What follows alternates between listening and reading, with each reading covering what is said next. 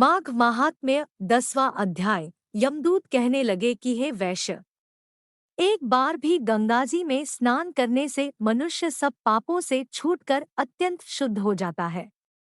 जो मनुष्य गंगाजी को दूसरे तीर्थों के समान समझता है वह अवश्य नरक में जाता है।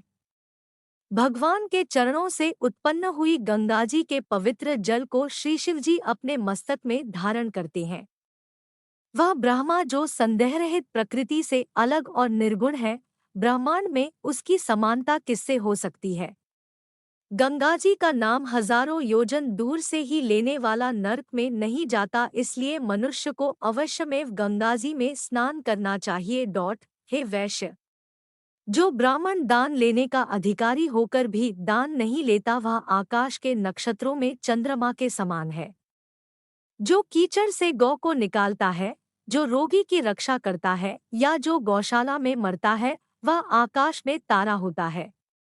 प्राणायाम करने वाले मनुष्य सदैव उत्तम गति को प्राप्त होते हैं।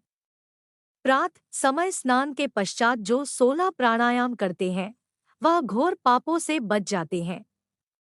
जो पराई स्त्री को माता समान मानते हैं वह यम की यातना को नहीं भोगते। जो मन से भी कभी परस्त्री का चिंतन नहीं करता वह दोनों लोगों को अपने अधीन करता है। जो पराये धन को मिट्टी के समान समझता है वह स्वर्ग में जाता है। जिसने क्रोध को जीत लिया मानो उसने स्वर्ग को ही जीत लिया। जो माता पिता की सेवा देवता तुल्य करता है वह यमद्वार नहीं देखता, और जो गुरु की सेवा करते हैं वह ब्रह्मलोक को प्राप्त होते हैं। शील की रक्षा करने वाली स्त्री धन्य है। शील भंग करने वाली स्त्री यमलोक जाती है। जो वेदों और शास्त्रों को पढ़ते हैं या पुराण और संहिता पढ़ते और सुनते हैं तथा जो स्मृति का व्याख्यान और धर्मशास्त्र समझते हैं या जो वेदांत में लीन रहते हैं वह पापरहित होकर ब्रह्मलोक को प्राप्त होते हैं।